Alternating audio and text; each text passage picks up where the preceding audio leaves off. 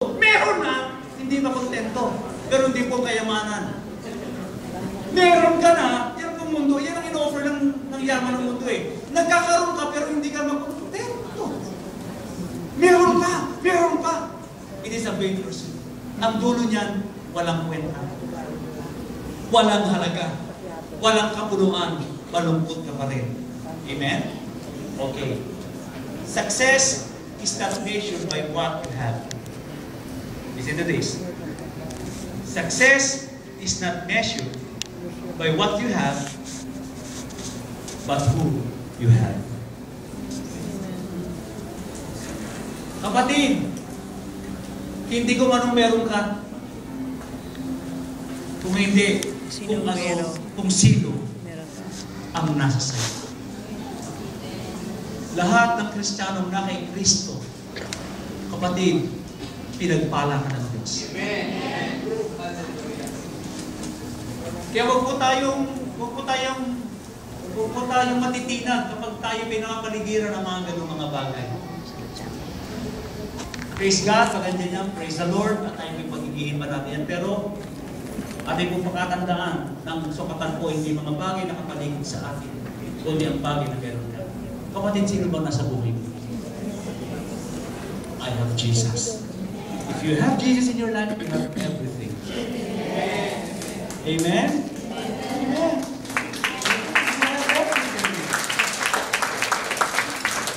Kaya hindi na ngayon gusto ko noon, gusto ko niya. Ngayon, gusto ko lang si Jesus. Amen? Thank you, Lord. Thank you, Lord. Yung pong sukatan ng success, yung pong sukatan ng pagiging tao ay prosperous. Hindi yung mga bagay na palamuti. Yan po yung mahalaga. Pero hindi po sino ang sumasahiyo. Amen. But the Lord was with Joseph and showed him mercy and gave him favor. In verse 21 yung po sinabi. Bakit po ang taong ito, siya po ay napansin ng kanyang mukha? Di po ba? Kapagkat ang Diyos ay sumasa kanya. At ito lang po nangyari po dito sa verse 3. And his master saw that the Lord was with him, and the Lord makes all he did to prosper in his hand. Kakaiba ang taong ito. Nakikita. Alam niyo po, pagkapara ng Diyos, nakikita ng mga tao. Napansin ng hindi Potiphar. Ang lalaki ito'y maigi. Matalino ito. Nakita siya. Na lahat ng kanyang ginagawa, umuunlad. In verse 4, promotion niya. So Joseph found favor in the sight and served him. In his sight and served him. Then he made him overseer of his house and all that he had. He put under his authority. Promotion. Sino po nagbibigay ng promotion? Ang Diyos. Nakita siya. Siya po ay pinromote. Ginawa siya ano ngayon? Maestro Mayordomo. Si Joseph yun. Ang lahat ng gawain doon ay sa kanya lahat pinagkatiwala. Isang bagay lamang ang hindi hinayaan sa kanya. Kaya sinabi niya, yung asawa lang ni Potiphar. Hindi mo ba ang lahat niyan, mga alalahanan niya, alam ko yan, ako nagpapatakbo niyan, binigay lahat kay Joseph yun. Yung batang ito, pero yung hindi nangyari overnight. It took him years. Pagpapakita ng kanyang katapatan sa paglilingkod, ginawa niyang nararapat dahil alam niya ang Panginoon ay kasama niya. At lahat ng ginagawa niya ay umuunlad at napansin. Binigay siya ng promotion. Pinagkatiwalaan siya na ngayon nag-uutos. Ito yan. Walisin yan. Yan, yung mga ayaman dyan, yung kamalig. Pupuruin yan. Ganito ang gagawin yan. Si Joseph na nagmamariobra ng buong sambahayan ng kanyang amo. Nag-please sa kanya. Nakita ang kanyang gawa. Kaya po makikita po natin na ang grasya po na kung saan sa pag-unlad ay nagmumula lamang sa Diyos. Wala na pong iba, mga minamahal. Mga kapatid, ang pag-unlad, galing lamang yan sa ating Panginoon at wala nang iba. Ang mundo, hindi kaya mag-offer ng mundong kaunlaran na mananatiling na walang kalungkutan. Palaging ang binibigay ng mundo ay may kalakip na kalungkutan. Amen? Palagi yan, may yaman, pero sa masamang nanggaling, ano nangyari? May palaging kalakip na kalungkutan. May tumama ng malaking raffle na loto. Anong ginawa? Natatakot, di na makatulog. Bakit? Kikidnapin na siya. Natutuwa ba yun? Nakakatuwa ba? Hindi po. Lungkot ang dulo. Ang promotion po, ang pag-unlad ay dahil lamang po sa grasya ng Diyos. Akin po naalala sa may talata po na kung saan ay binanggit ng ating Panginoon sa may Deuteronomy na kung saan na sinasabi ng ating Panginoon sa kanya nagmumula, siya ang nagbibigay ng kapangyarihan upang isang tao ay magkaroon ng yaman. Tanging ang Diyos lamang nagbibigay ng kapangyarihan. Ano po yung power? Yung po ay abilidad. Yung po ay kaalaman. Yung po ay kaparaanan. Tanging ang Diyos lamang nagbibigay ng abilidad at kaparaanan upang ang isang tao ay magkaroon siya ng yaman. Yan po ang sinabi ng salita ng Panginoon. Kaya ang Diyos din po ang ating Panginoon nagbibigay ng grace for us to prosper. Ang ating Panginoon. Ang Lord siya gumagawa upang tayo magkaroon ng magandang hanap buhay. Ando siya nagbibigay sa atin ng wisdom paano mapatakuhin ang ating negosyo. Lahat yan ang nagaling sa ating Panginoon. Amen. Lahat yan hindi po galing sa atin. Yan po yung lahat ay galing sa ating Panginoon.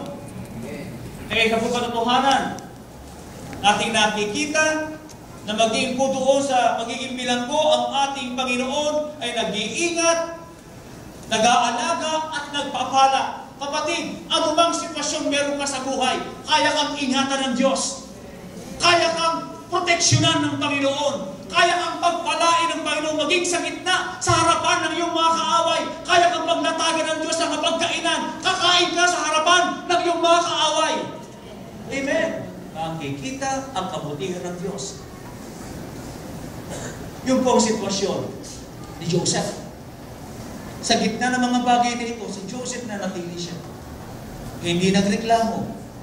Kundi ilang taon, tamang-tama niya, Panginoon, ang panaginip na binigay mo sa akin. Panginoon, hindi ako bibitaw. Lord, ang sabi mo. Ilan sa ating mga kapatid na ganda ng ating mong pag-ugat. Na hanggang ngayon, sa pangako niya tayo po'y nakakalit. Kapatid, pinagpala ka ng Diyos. Ang mga taong nanampalataya ay pinagpapala ng ating Diyos. Ang Diyos siyang nagbigay ng mga bagay na ito. Binigyan po siya ng talino, siya po ay promote. At ang sayo ng mga talatang mga sumunod, nagbago din po si Joseph lalo. Verse 6. Thus he left all that he had to Joseph's hand, and he did not know what he had except for the bread which he had, that he ate. Now Joseph was handsome in form and appearance. Ito lang po kakaiba. Ilang tao lang kung binanggit ng kanilang appearance sa ganun, na sila po yung mga guwapo at magaganda. Isa si Joseph doon, si David binanggit. Si Joseph binanggit doon, siya po ay, sa kanyang pagkin, siya po ay guwapo. Bakit po? Dati po siya kalipin, yung ngayon po siya po yung alalay na ni Potiphar. Parang ating po kakikita si Joseph, maging sa kanyang pananapit, iba na siya. Ibang-iba na si Joseph. Bakit siya? Alam niyo po? Dahil pati yung asawa ni Potiphar, na in love sa kanya. Bakit si Joseph? Pogi. Sabi sa Bible pogi si Joseph. Pati si Joseph lagi na pogi yan. Joseph. Pogi si Joseph. Nagbago na siya dating hindi na siya yung dating katulog na sa may ilalim, kundi siya yung namamahala na. Kaya kundi ang kanyang postura, ang kanyang tayo, talaga naman may dignidad. Ang ganda na, no? Dati, ano siya, no? Talaga kanyang mga pinagsusuot ay mga, doon sa sa may ukay-ukay. No, doon si Joseph dati, pupunta sa mga palengke. Ngayon si Joseph, andun na andun na sa may, sa town center na. Nasa town center na. No?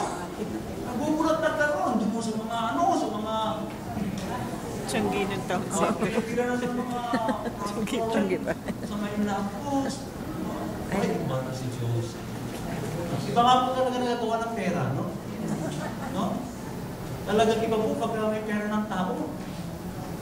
Si Manny Pacquiao. Namamakyaw. Ba't Manny Pacquiao? Tingin ang pogi-pogi. Sino rin ang pogi kay Manny Pacquiao? Ay, naku si Pacquiao. Kasi siya ay well-known all over the world at mayaman. Ang tingin sa kanya ng mga babae. Tingnan niyo po, maraming humahabol. Chismis, no? Ay, maraming humahabol kay Manny. No, bakit ano? Mayaman. Mayaman. Aba, hindi lang po yun. Tingnan niyo po si Mami Donicia.